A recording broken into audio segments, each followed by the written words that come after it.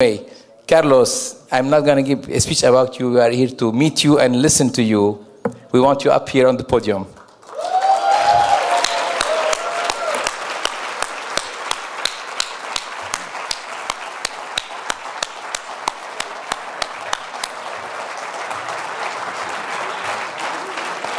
Thank you. Thank you. Well, thank you very much. Thank you. Well, thank you for your hospitality. Thank you for the warmth. It's very difficult to talk after such an eloquent person. Gabby has been a wonderful host. The next time I'm going to have a big ceremony, and particularly a fundraising ceremony, I will appeal to you because you're really a benchmark. He's giving me a very tough task. He's asking me, how about you talk about, the power of diversity? I said, the power of diversity in a meeting like this is going to be a very rough subject to develop, because I don't think people want to talk about academics or something which is theoretical, but at the end of the day, we're starting to find something which is common between the economic world, the business world, Lebanon, the United States, and the 21st century. It's such a big mixture. And then when we start to close it down, we say, well, in fact, if there is something common, and frankly, I'm not going to expand in a very academic development, I don't want you to be scared about it, is the fact that there is something in common between Lebanon, between the United States, between the business world, between the 21st century, between a lot of things which are happening today, is the fact it's about diversity. And I want to expand a little bit of time on this. When we talk about diversity, obviously everybody has a different definition about diversity. Some people think diversity is man-woman. Other people think diversity is young-old. Others think diversity is Western, Eastern, North, South, etc. Because in fact, when we're talking about diversity, we're talking about all of this. We're talking about the fact that we are living in a world today, and particularly in the 21st century, where more and more diversity counts, because we are in a world where everything is starting to go towards globalization, toward having common standards, common things of living, but at the same time, people want to conserve, want to develop their own identity. They want their identity to be respected. They want their identity to be different. They don't want to be melted down in something where they do not recognize themselves. But at the same time that they have their own identity, they want to build bridges. That's the story of the 21st century. And if we think a little bit, that's what makes the strengths of this country, the United States. And if we think a little bit more, that's part of the culture of Lebanon. And that's what makes Lebanon a very strong country at a certain point in time and made it a very weak country at other point in time. Let's talk a little bit about diversity. Is it easy? No. I don't like to stay with people different from me. You don't. People, when I'm in Japan, people ask me questions about, we Japanese, we don't like foreigners. Okay? Nobody likes foreigners. In Brazil, people don't like foreigners. In Lebanon, people do not like foreigners. Nobody likes foreigners. When you are sitting down, you like to sit down with people of your age, of your culture, speaking the same language, having the same education. You have fun with them. You find a lot of common points with them. What you don't like are people who are very different from you. It's uncomfortable. You don't have common grounds. You don't like it. But still, life shows us, 21st century is showing us, business world is showing us that it is in difference and diversity that strength lies. And because it's hard, and because it's not attainable easily, that's why those who can master this are going to become the winners of this century, and particularly in the business world. Let me give you some examples. Obviously, I'm not going to come back to Renault, Nissan, and Japan and France, and how you can make Japanese and French working together in an adventure which has been lasting for 10 years, and nobody is talking about it. Even it looks like something absolutely normal. While you have many other countries tried something like this, and it never worked. Well, because diversity is something which is not very natural, but at the same time it's uncomfortable. It is something which is very powerful when it works towards a purpose. Every single time you put people who are very diverse within the same project, if they share the same project, if they same the same vision, and they are very different, they are very powerful, because they're going to be very innovative, they're going to come from different angles, and they're going to create something new. But every time you have people of very diverse background staying together, but not having any project, not aiming at the same future, not aiming at the same vision, diversity is chaotic. And frankly, I can give you, on a political base, on a company, on a business base, on a historical base, in any country, a systematic illustration of the fact that if you have a vision, diversity is powerful, and if you don't have a vision, diversity is chaos. Diversity is chaos. People do not like people who are different from them as long as there is no common purpose, as long as we are sitting together, but it's a passive thing, you know? We have to be together, we have to exist, we have to do something. This doesn't work. But if we have a common project, something which is dynamic, diversity works. We can demonstrate on the fact that when we are working on a technical issue, when we are working on a breakthrough of any nature, if you bring people of different citizenship, different culture, different education, different ages, different genders, well, you're going to always find a much better solution. You're going to always find something much more innovative. This is something which actually you can demonstrate in the business world. Well, frankly, if you take a look at history, you can demonstrate the same on the history of humankind. When you take a look to all the empires, and when you take a look to all the civilizations that have dominated the planet for many, many years, none of them has been an homogeneous one. None.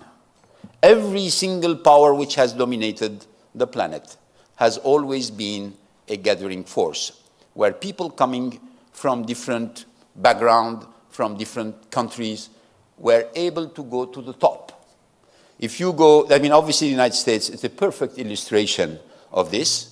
Before the United States, you can go to the Roman Empire, you can go to the Islamic world at the moment of its apogee, you can go to the Turkish Empire, you can go to the Greeks at the moment where the Greeks were dominating the world. Every single time diversity was a powerful force when it was serving a common purpose. And when we take a look to what's taking place today in terms of, you know, are we going to a multipolar world, or when we take a look at even the big companies saying what are the companies going to prevail, well, systematically, you know that everything which is homogeneous, which is absolutely not tolerating something which is different, cannot prevail. It cannot prevail. That's the history of humankind, which obviously looking at the past doesn't mean you can project the future, but there is a common thread showing you that even though we as human beings do not like things which are different from us, we know that we are absolutely powerful and creative and innovative, and always overcoming our constraint and our weaknesses every time we are with people who are very different. So the only point I wanted to make today when talking about the power of diversity, and if we come back to Lebanon, because Gabi said, you know, don't give us a big speech about the planet, etc. Let's talk a little bit about our country. Let's talk a little bit about Lebanon. And we said, well, Lebanon is a perfect example. Well, we have a country made of very often brilliant individuals, very smart, very cultivated. You know, if we take the case of Jamhour, that means Père Dakash, before him, Père Dalmé, that I knew him when he was Préfet of Jamhour, they've done a great job in terms of education with very little means. You know, we're talking about the fact today, you're raising money, you're saying one student in the college of Notre Dame de Jamhour costs $3,000 a year. If you go to an American school in Paris, you'll pay $29,000 a year. If you go to any private school in, you know, the United States, you'll pay much more than this. You have a very frugal system, but at the same time aiming at a very high quality of education. We have, in the case of Lebanon, a lot of great individuals working hard, studying hard, absolutely valorizing knowledge. in a country which, as you know, is very diverse, with people coming from different cultures, different religions, different historic background, often people, refugees coming from all the other countries of the Middle East. So we can say, well, you know, this is a diverse country. Why it was not powerful? Why this country has been through so many weaknesses? Why this country never emerged, even though we all know we have so many great individuals, so many hardworking, so many people creative, and frankly, a lot of them, we all can be proud of them, and they are everywhere in the world. Why the country does not emerge? Well, there is a very simple illustration of this. Diversity is very powerful within one common vision. They have to have one common project. If you put people of different background and different citizenship and different things, but you don't stimulate them, you don't motivate them, you don't explain, and you don't put into them the willingness to create something in common which is active, constructive, solid for the future, diversity is a chaos. And unfortunately, we've seen for so many periods in the life of the country, period of chaos, not because we, as Lebanese, people were not capable of doing great things, just because there was not enough of a great project, putting people together and asking them to do much more for themselves and also for the community that they can represent. That's the reasons for which diversity, even though is fundamentally something very powerful, from time to time does lead to results which are absolutely disappointing. And every single time you have people of different backgrounds, you have people who have different faiths, have different beliefs, different education, and you can gather them through a project that make them feel proud of what they're doing, that make them feel proud of the achievement they will be doing, well, you have a force. Well, if there was only a single message that I would like to send through the power of diversity, is to tell you that it is something which is not easy, it's something which is very powerful. It exists in the history, it exists in politics, it exists in the business world. We experiment this every single day in the business world. You all know, you all part of companies, you know, if I can take Nissan or I take Renault, we have 240,000 people working in Nissan. They are spread in 95 countries. Do you think Nissan would have any single force if people of the different countries did not feel as part of Nissan, if they did not feel as part of a project that Nissan has? If somebody who is part of Nissan in China consider himself as a second-ranked citizen to somebody who is Nissan in Japan, it's not going to work. It cannot work. Well, people need to feel as part of something bigger, where they have the same chance, the same opportunity than anybody else, and they're going to be judged on their contribution to this big project, and they're going to be proud of it. Well, that's the story of the corporation of the 21st century, and by the way, we are at the beginning of the century. We still have 92 years to go, or 91 years to go, but I am absolutely convinced that those who will be able not only to understand that diversity is the wealth and diversity is not an obstacle, but diversity works for you as long as it is within a project where not one person can be forgotten inside the project in order to stimulate the motivation, in order to valorize the contribution, then those people are going to be the winners of the century, and we still have 92 years to prove it. Thank you for your attention.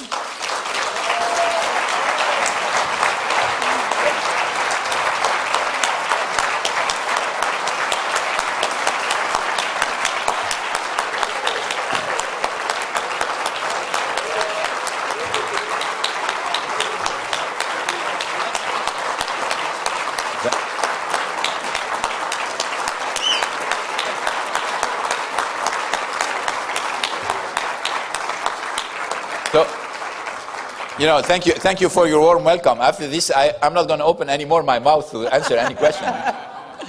So actually, we said we were going to have Carlos for us tonight, not just a speech. Please sit down. And Carlos was generous enough to tell me, you know, I just want to have fun with everybody here tonight. So there are 2 microphones on both sides here. and hit him with any question on any subject, just for the fun to scratch his brain a little bit and get some answers. You can go from business to Formula to whatever you want. He told me he's ready to answer anything you want. So please, I'd like you to go to the microphones, identify who you are, where you're coming from, ask your question. Carlos, Donald Jacques Eddy. Donald Jacques Eddy, MD 1980 and Promo 72. I'm Lebanese for the past 2,000 years, Canadian, living in Canada for 25 years. You see, Raymond Emile Eddy was born in Alexandria in March 16, 1916. And Carlos Ghosn was born in Brazil, March the 9th, 1954. Raymond Eddy is Lebanese. Nobody ever said he's Lebanese Egyptian. Carlos Ghosn, I know you're Maronite. Your father is Lebanese. Your genes are Lebanese. Your look is Lebanese. Your brain is Lebanese. You are Lebanese. So when I read only in the encyclopedia that you were educated in Jamhour, and every time I read an article, they don't mention your roots. And this makes me sad, and especially when they say Ghosn, you are Ghosn, Carlos Ghosn al-Lebanese.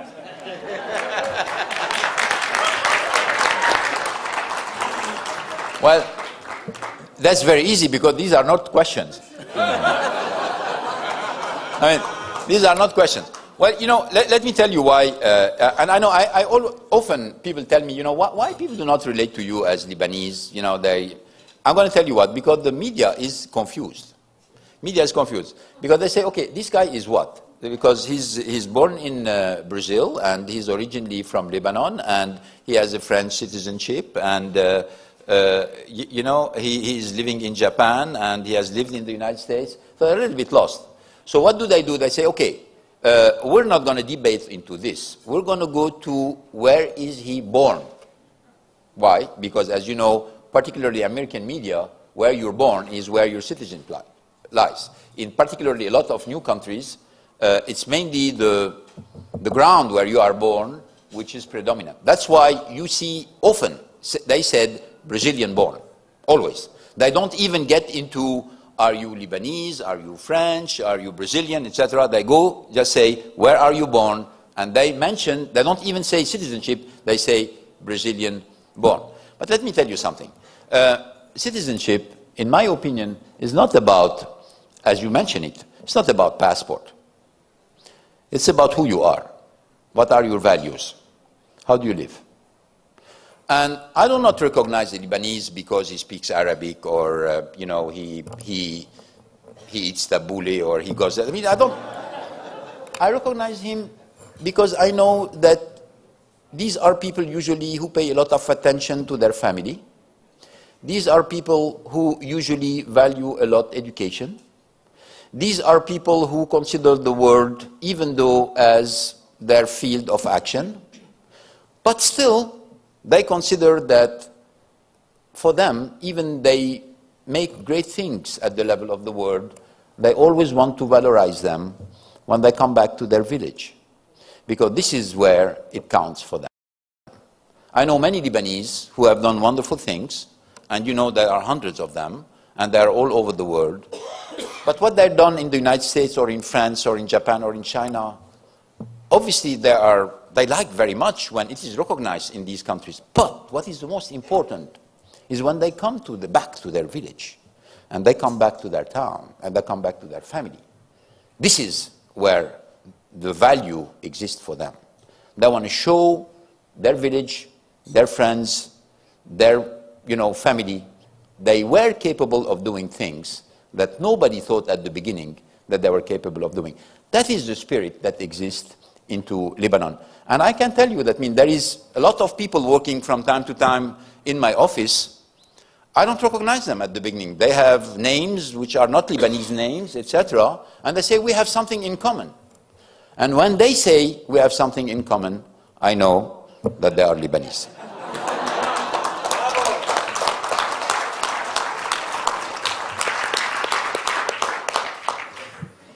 Hello.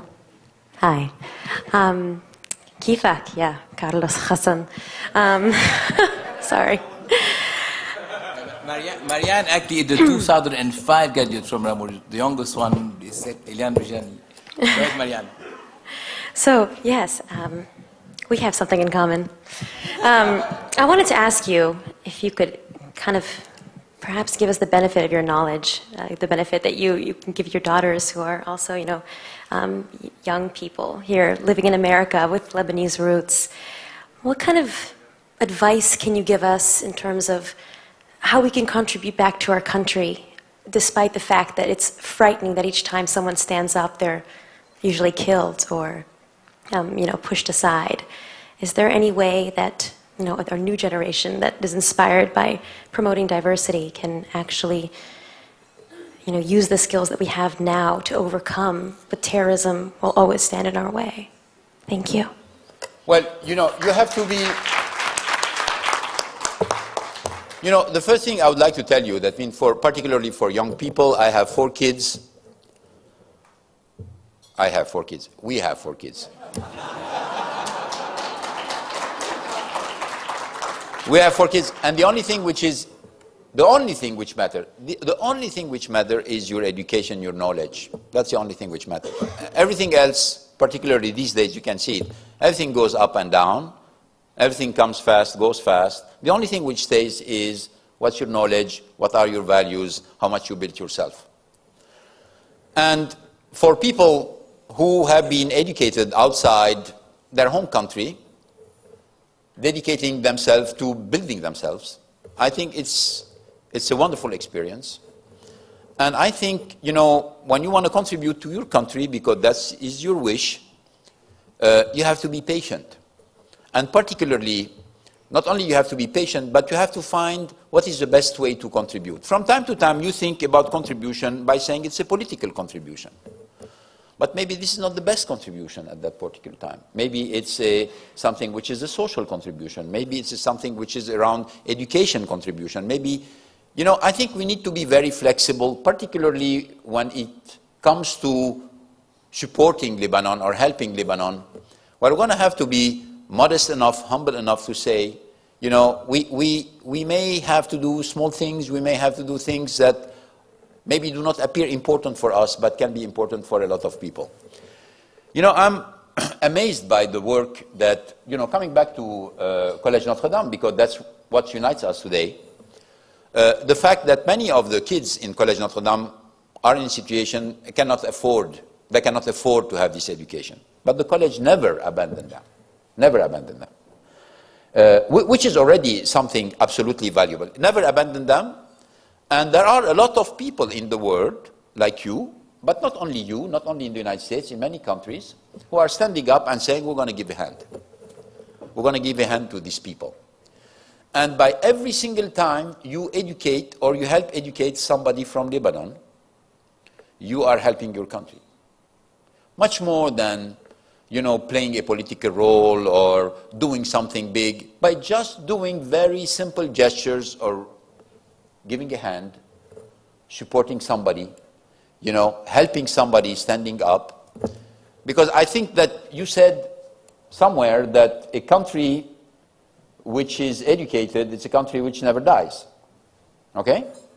An individual who is educated is an individual who never breaks, who never bows. And I think it's very important, particularly when you're young, and I know when we have all been young, we want to do extraordinary things, we are very ambitious for everything we love.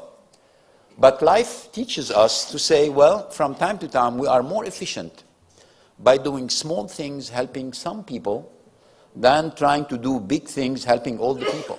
All the people. Everybody has a role to play. We don't know what is the role we have to play, but we're going to find it through our own experience.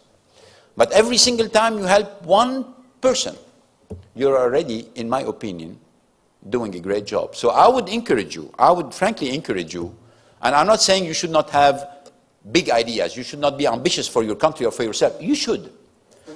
But if from time to time it doesn't work, well, it doesn't mean you're not helpful. It means that you need to do something different. You know, we often, when we have young people joining our own companies, I often tell them, and it's very true, if you think you're going to make a career without a failure, you're wrong. You're all going to fail. All. And many times. In the world, there is a difference. I mean, everybody fails. Everybody fails. There is nobody who is going to make his own career without failure. Now you have two categories of people. The people who accept that and learn from failures. And the people who never accept failures and never learn from them. And obviously you know very well that the achievers are of the first category. They don't like failing, and because they don't like failing, they say, I'm going to learn from my failure, so I will not repeat it. Maybe I'm going to fail in a different field, but every time I consider failure as something that I need to learn from, as an experience of life is going to make me better, then I'm going to be advancing. So my advice to you is there is many ways you can help Lebanon, because obviously it matters for you. But the way you're going to end up helping your country may not be what you have in mind, but it doesn't mean it is less precious for the country.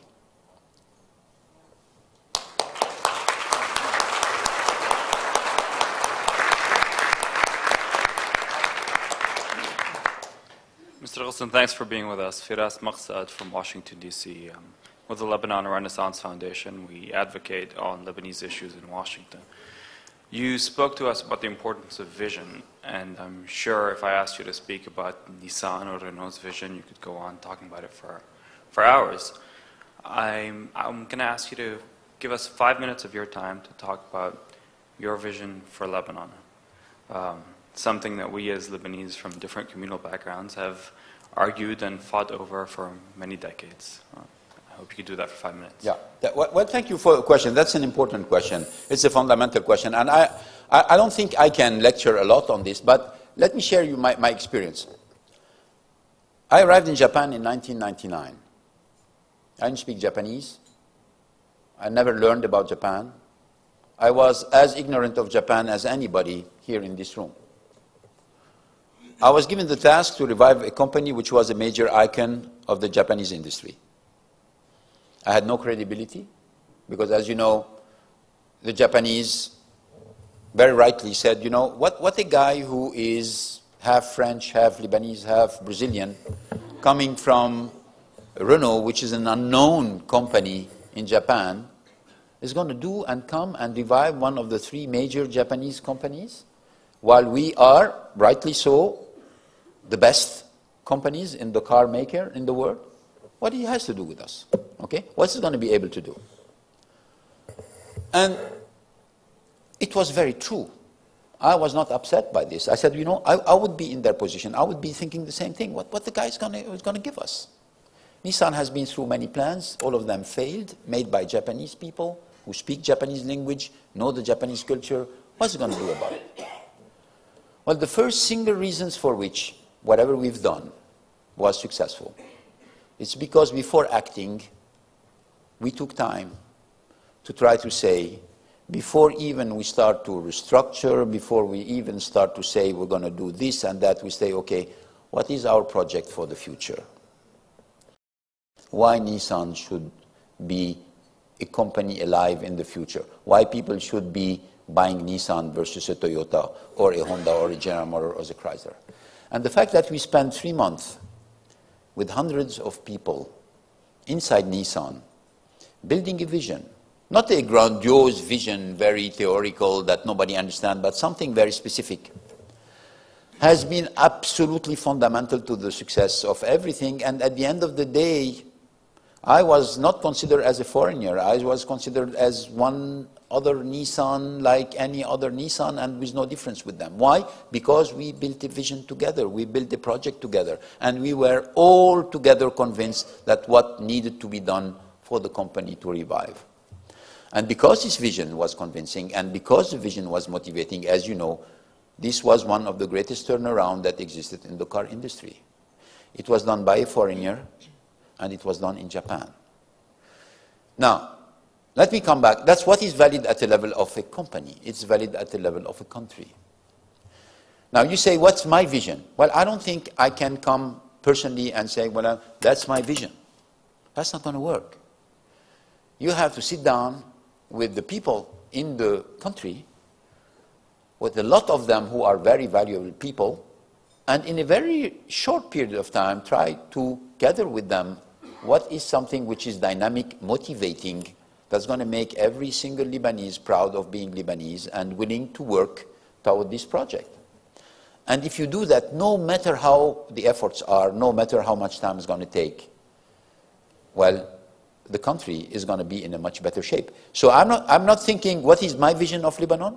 My vision of Lebanon is not absolutely relevant. What is relevant is the fact that unless you have a project which is not limited to one region or to one religion or to one area of the country, but which is gather everybody around the project, that makes everybody motivated and thrilled and willing to work day and night for this to happen, well, I don't think you're going to get from Lebanon what Lebanon can give. Today, Lebanon is giving probably 20% of its potential. 20% of its potential, maybe 2% of its potential. I agree with you. I mean, this is a small part. And why is it going small part? Because people are dumb? They are not. They are gifted.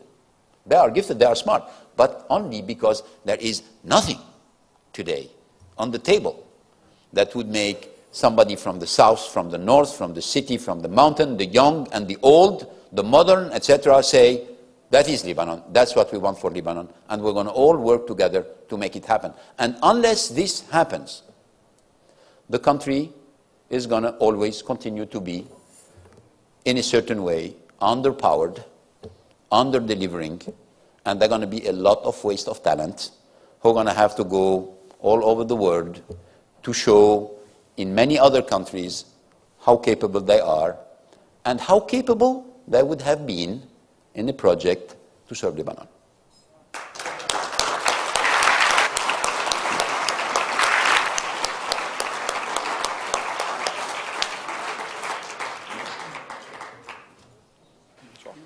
Mr. Ghosn, thank you very much for being with us this evening. I was recently on a flight, a BA flight from London to New York, and there was a program in which you were being interviewed, I think, with the audience of the London School of Economics. So it's in that spirit that I ask you this question.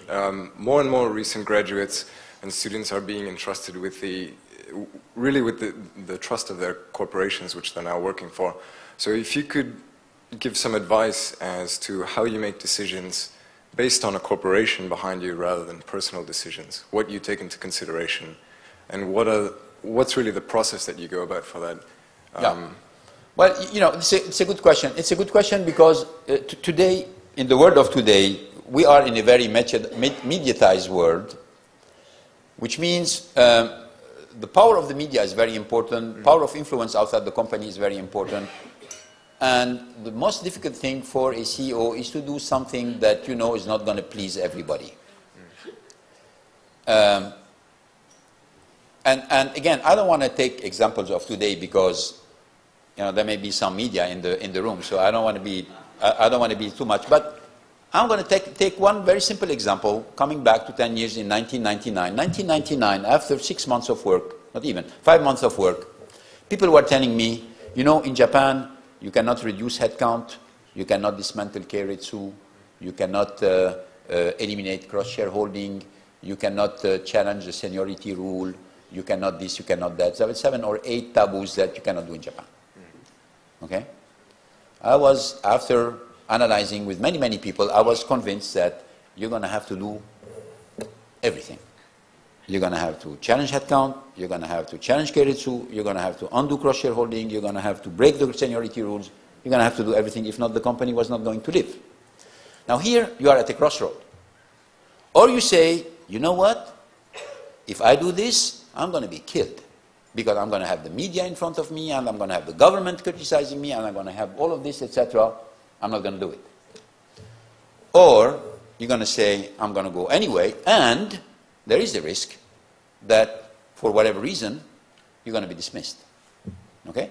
These are the kind of questions that the CEOs are facing today. Okay? That are not easy questions, because there is no easy solution. There's no easy solution. It happens in this case that I broke all the taboos. All of them. All of them. But because I said, and it was not calculated, because I said that if I was not delivering the result I was committing, I would resign, and with me all the executive committee of the company, the Japanese public accepted that. They said, okay, you want to play the smart guy, you want to challenge all the taboos, that's fine. You're committing your head on this, and you're committing next year results on this. We're going to wait, and we're going to see if you're going to deliver. Okay? We delivered the first year. I said, fine. Why do you want to deliver the second year? I said, that's why we want to deliver the second year. We delivered the second year. And little by little, all the taboos that were considered absolutely impossible start to become possible. Why? Because Japanese public was very pragmatic, recognized the result, and say, well, we're getting results. But you have to bite the bullet at the beginning. And biting the bullet at the beginning is not something which is very easy. You know? Today, we are in a situation of crisis. You all know that. We are in uncharted territory. There is nothing looking like what we are living today. We have a financial crisis with an economic recession, and we're going to have a huge unemployment coming during the year 2009. We've seen only part of it. So it's a recession, depression, whatever you want to call it, with all its misery coming with it. Okay?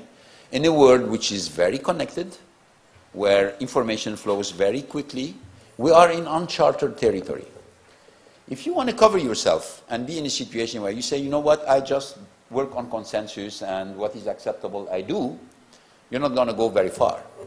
At the same time, if you take decisions that people cannot understand or people cannot follow, well, you're not going to get a lot of results. So back to your question, I would say that particularly for young people starting in the business world, you have as much as possible to surround yourself with opinion, communicate as much with your colleagues, with everybody who can give you an opinion. But at the end of the day, particularly if you're in a position of leadership, you have to make your choices. You cannot hide behind anybody. The choices are going to be yours. If you take them alone without listening to people, 99% you're going to hit a wall.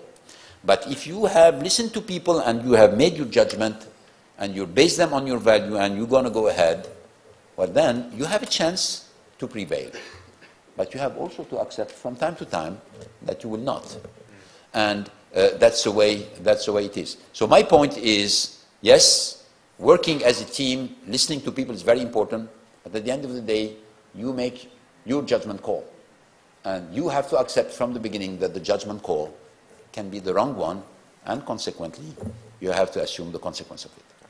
Thank you.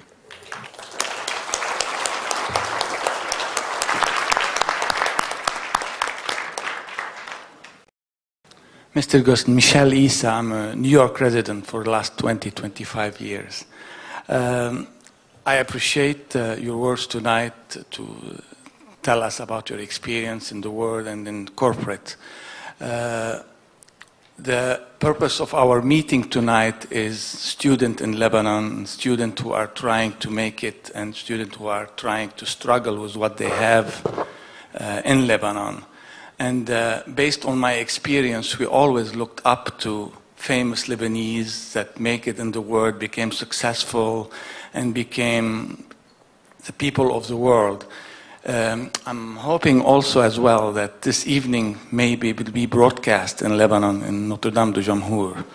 So if that is the case, is there any message personally that you would like to tell the student that we're trying to maybe promote or help to be the student of the future? Is there any personal message that you would like to tell them? Maybe they would listen to you, and then I would like to hear it. Well, you know, if there is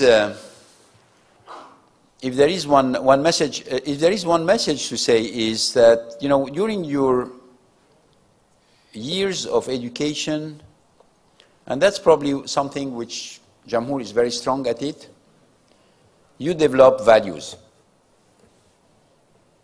I mean, your own values.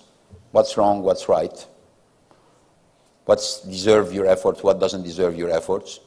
And we all, a lot of us are coming out of Jamhour. We don't have the same values, but we have been influenced in a certain way. You know, these values are very important. And Because you're going to find yourself at a certain point in time in your life where your only guide are your values. There will be no other guides. So if you have no values, you don't know what to choose. If you're facing a tragedy and you have no values, you have no reference. So spending time developing values is something absolutely important. If I want to give a message to the young people is education is not only about knowledge. Education is also about building a system of values, because this system of values is going to be your reference for life. It's going to develop, it's going to mature, it's going to change. But if you don't have it, knowledge is worthless. Knowledge is worthless. So the only message I would say is spend time developing your values, spend time discussing your values, because often when you're going to be in the battles of life, you will not have so much time to think about it, but they're going to be your main reference. You have your own values, I have my own values. I mean, between the values that I have developed, family values, college values, etc., there are certain things which are very dear to me. They always were my priority. Always were my priority. Independently if I was in Japan, the United States, working for Renault, Nissan, etc., always were my priority. And I can tell you, this was very helpful when you have a hectic life and you're changing environment all the time and you're going to the ups and the downs. Having a system which is guiding you, where you have always your reference, is something very important. So that would be my advice for the young people. Knowledge is good. Values is better.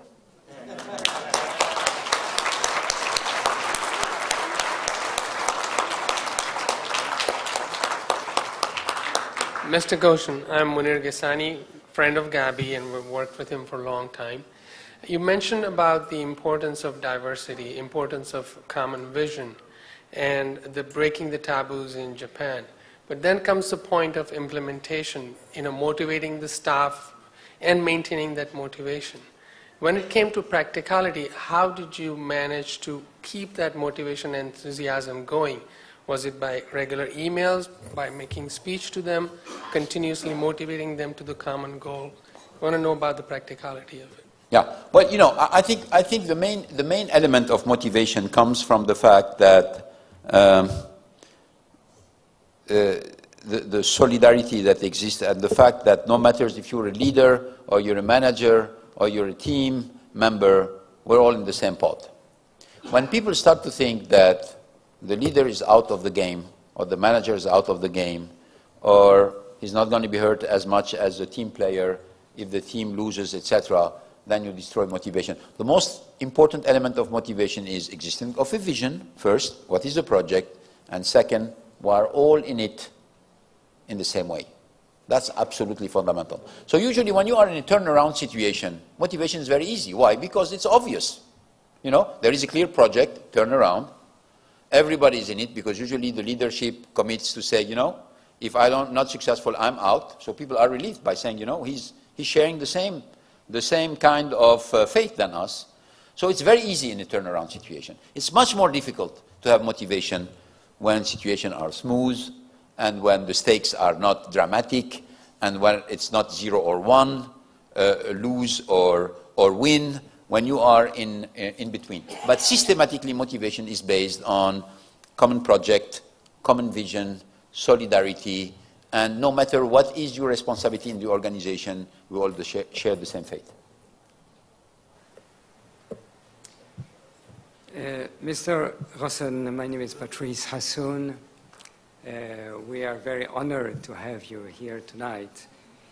And I have a question which is a very basic question.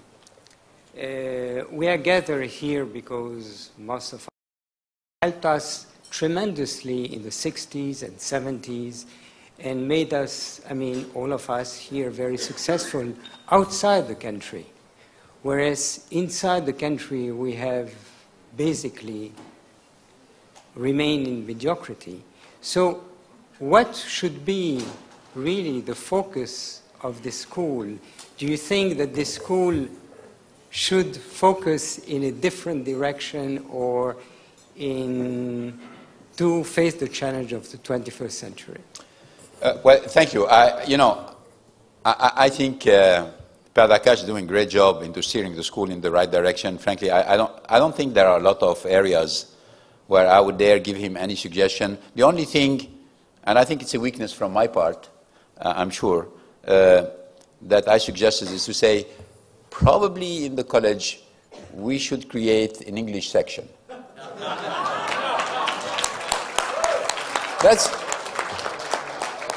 But for the rest, I think the college is doing great. Humanity, sciences, mathematics, you know, teaching the level of excellence, creating competition, creating the discipline. There are still good values for the century. The only thing is, you know, we need to help a little bit more the students, you know, to open up to one part of the world, and maybe in a few years, not only an English section, but maybe a Chinese section or a Japanese section. But we're gonna have to create a little bit. But for the rest, personally, I think the college is doing a great job. We will take one more question. Thank you. That's the last question. Yes. Yeah. Okay. Mr. Ghosn, thank you again. Several weeks ago, Mr. Jaoudi was kind enough and gracious to invite us all to listen to Mr. Talib, the gentleman who is also Lebanese and wrote the book, The Black Swan. And unfortunately, and good for him, everything he said to us that evening is taking place. And we've seen from that Mr. Talib, Black Swan book and his lecture to us that evening, everything that he has told us is unfolding before our eyes in this economical world. And we are really all very concerned, obviously. I just want to get your feeling, or at least your view, or your point of view, or your vision, as to where are we heading next in this uncharted water that you just called them. If you can just briefly give us your opinion. Thank you. Well, you know, I don't know if I'm wrong or right, but I can tell you what I'm prepared for, or what I'm preparing the two companies I'm responsible for. I think we're going to have a couple of difficult years in front of us. I'm talking about worldwide. Already some countries are now really deep into it, others are starting to get into it. Probably the United States will be the first country to emerge out of it, while others will be still into a recession, because we're facing, as you know, in financial turmoil, which is impacting and leading to an economic recession, which is going to lead to relatively significant unemployment. And I think the unemployment will create some social unrest. I don't think we've seen the whole movie so far. We've seen only the beginning of the movie.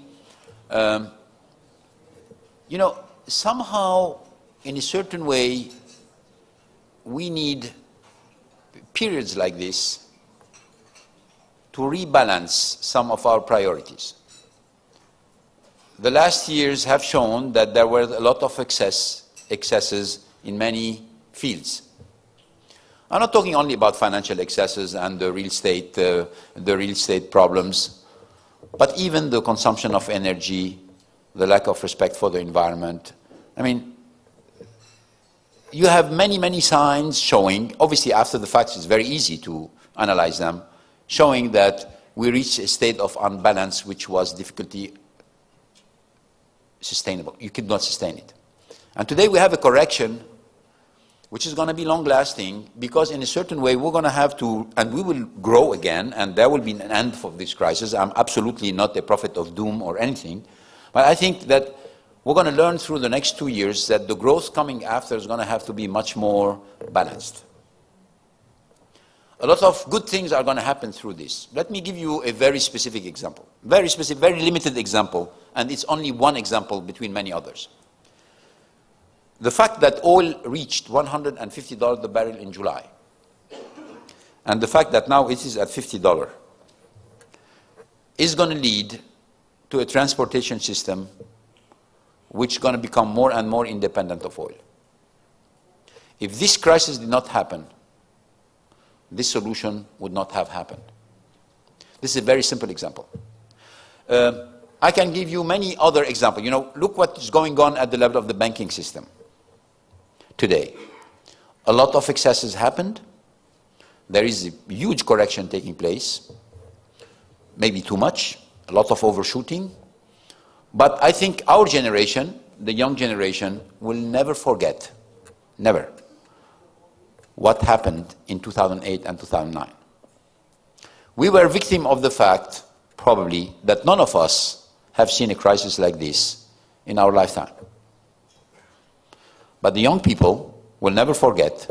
I can bet it, what would happen, what would have happened, and what will happen in 2008 and 2009. And in a certain way, we're going to have a much better and the more balanced growth. That's the lesson of it. So I'm preparing for 2 difficult years. I think a lot of companies will fail. We're seeing a lot of bankruptcies. The level of employment that we've seen for the last years are going to be gone for many years to come. And I think we're going to be in a multipolar world. It's happening, obviously, still with the dominant economic force, which continue to be the United States. But I think in a certain way, the next 2 years are going to clean or make a selection between those who will be able to adjust to the growth that will come after, from those who are going to have to reorganize or collapse or be acquired or merge with another entity. I think it's going to be painful, but I think a lot of winners will emerge from the period in front of us, and it will be a period of very, very big innovation, technological innovation, process innovation, organizational innovation. And I think we are at the beginning of it. I think we are at the beginning of it. A lot of people look at this by saying, oh my God, that it's going to be uncomfortable, there's going to be a pain. Yes, yes, yes.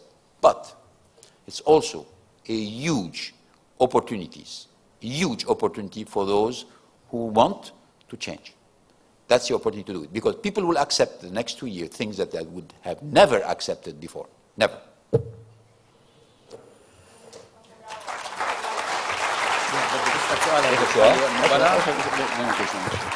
So we had said no more question, but it was hard to resist your smile. So Carlos accepted to answer one more.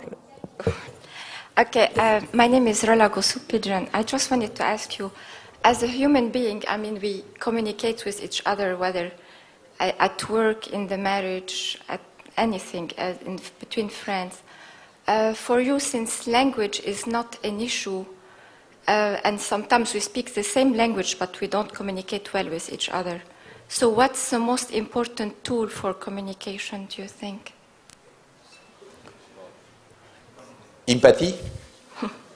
No, it's true. I don't think, you know, people can be very eloquent, but not very communicative. Mm-hmm. And I know a lot of people who are very communicative and they are not very eloquent, which means that probably communication is something which is linked to something which comes before language. I don't know how many languages you speak. A lot of people ask me the question, I mean, how do you think? Do you think in English, in Arabic, in French, in Portuguese, what's the English? I think the thinking is not linked to language. That's what exactly I was saying, that sometimes we speak the same language, but we don't communicate exactly. well. Whether at work, in a marriage, in anything. Empathy. But for you, what's the most important tool at any level, you know? Empathy. Empathy. I mean, look at leadership. Look at the most common thing that you find with leaders, political leaders, business leaders, community leaders. What is it? The capacity to attract. That's it. Leaders are not the smartest people. They're not. You have a lot of people who, in political debates or even in companies, who are more skilled, smarter, but they're not selected. Who do you select? You select the people with whom you can connect. Connection. This is empathy. That's very important. Developing the capacity of empathy, recognizing empathy as a very important element of leadership, or even in a marriage, in a business, in political, is absolutely important. This is not about intelligence. This is about capacity to link, capacity to communicate. I've known in my career very smart people that people did not follow because they were sleeping during the meetings, even though they considered that it was very interesting, very smart people, but they were sleeping, they were not connected. And you have people, you listen to them, you say, well, this is very common, but still people are attracted to them, they are magnetized by them. There is something in them, and this something, some people call it charisma, etc. I don't believe it. I think it's empathy, it's capacity to connect with people. If you are capable of connecting with people, you've done 80% of the communication. Then knowledge and language and eloquence will come after. But if you cannot connect, it's not going to work. Thank you. Thank you. Thanks, Carlos.